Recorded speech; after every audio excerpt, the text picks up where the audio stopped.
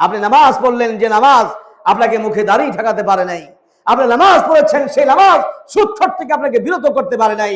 আপনি যে নামাজ পড়ে সেই নামাজ আপনাকে ঘুষ থেকে আপনাকে বিরত করতে পারে নাই। আপনি যে নামাজ পড়েছেন সেই নামাজ আলখালার থেকে বিরত করতে পারে নাই। আপনি যে নামাজ আদায় করেছেন সেই নামাজ পরশিকার থেকে, আপনার পরনিন্দার থেকে আপনাকে দূর করতে পারে নাই। আপনি যে নামাজ পড়ছেন, যে নামাজ পড়ে আপনি শিরক বিদআত থেকে আপনি দূর হতে পারেন, সেই নামাজ তো নামাজ নয়। নামাজের মতো নামাজ যদি আপনি পড়তে পারেন, আল্লাহর কসম আপনার হাত দ্বারা, অঙ্গ প্রত্যঙ্গ দ্বারা প্রত্যেকটা মানুষ নিরাপদ হবে, এই পৃথিবী নিরাপদ হবে।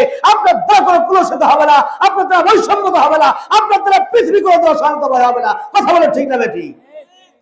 আজ আমরা হয়ে গেছি আল্লাহর বান্দার বাইরে। আল্লাহ বলছেন আনআম বালহুম আদাল, তোমরা তো চতুষ্পদ জানোয়ার। ওয়ালাকাদ যারা'না লিজাহান্নামা কাসীরাম মিনাল জিন্নি ওয়াল ইনস লাহুম কুলুবুন লা ইয়াফকাহুনা বিহা ওয়া লাহুম আ'য়ুনুন লা ইউবসিরুনা বিহা ওয়া লাহুম আযানুন লা ইয়াসমাউনা বিহা উলাইকা কাল আনআম বাল হুম আদাল উলাইকা হুমুল গাফিলুন। আল্লাহ পাক বলছেন যারা'না লিজাহান্নামা কাসীরাম মিনাল জিন্নি ওয়াল ইনস, পৃথিবীতে আমি অনেক জিন জাতি তৈরি করেছি, মানুষ জাতি তৈরি করেছি, যাদেরকে আমি আল্লাহ পাক তৈরি করলাম। আমানু ইয়া আইয়ুহান নাসু উবুদু রাব্বাকুমুল্লাযী খালাকাকুম ওয়াল্লাযীনা মিন ক্বাবলিকুম লাআল্লাকুম তাত্তাকুন।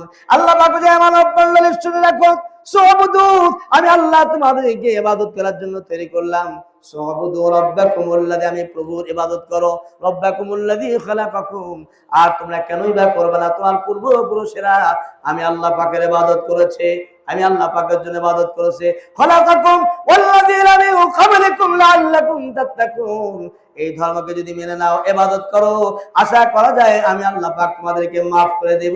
আর এই পৃথিবীতে তোমরা সঠিক সচ্চা ইমানদার মুসলমান হতে পারবে। তোমাদের বিনিময়ে আমি আল্লাহ পাক তোমাদেরকে জান্নাত দান করব। সুবহানাল্লাহ। এই ইবাদত করতে দিয়ে আজ এই দলের মধ্যে অনেক মানুষ ইবাদত করে না, আল্লাহ পাককে চিনি না, আল্লাহ পাকের কথাও শুনতে চায় না, আল্লাহ পাকের কথাও তাদের কাছে ভালো লাগে না। এই কোরআন কেমনি পড়বো, কেমনি আমরা জানবো, এটার দিকে আমাদের কর্ণপাত খেয়াল নাই। আমার বাজার এই পৃথিবীতে সব ধর্মের মানুষগুলো তাদের কিতাবগুলো বুঝে বুঝে পড়ে। একটা মাত্র শুধুমাত্র আমাদের দলে আমাদের মুসলমানরা যে কোরআনুল কারীম আমরা তেলাওয়াত করি, হুদাল লিল মুত্তাকিন, গোটা বিশ্ববাসীর জন্য হেদায়াত, ওই হিন্দু জাতির জন্য হেদায়াত, ওই খ্রিস্টানদের জন্য হেদায়াত, অমুসলিমের জন্য হেদায়াত, মুসলমানদের জন্য হেদায়াত। এই হেদায়াতের গ্রন্থ, মহাগ্রন্থ আল কোরআনুল কারীম, এই 150 কোটি মানুষ, 180 কোটি মুসলমান এই পৃথিবীতে যেমন কোরআন শরীফ তেলাওয়াত করে, এত তেলাওয়াত আর গোটা বিশ্বে যত মানুষ আছে সব মানুষের রচিত বই পুস্তকগুলো এত তেলাওয়াত করে। সবচেয়ে বেশি তেলাওয়াত হয় মুসলমানদের মধ্যে যে কোরআনুল কারীম তেলাওয়াত হয়, এটা সবচেয়ে বেশি তেলাওয়াত হয়। আর এখানে দুঃখের বিষয়, কোরআন শরীফ তেলাওয়াত বেশি হয় কিন্তু না বুঝে তেলাওয়াত বেশি হয়। আর সব কিতাবগুলো, বইগুলো বুঝে পড়া হয়। এই জন্য মুসলমান আজ আকলহীন হয়ে গেছে, চোখ থাকতে অন্ধ, কান থাকতেও বধির হয়ে গেছে। ঠিক কিনা বলো?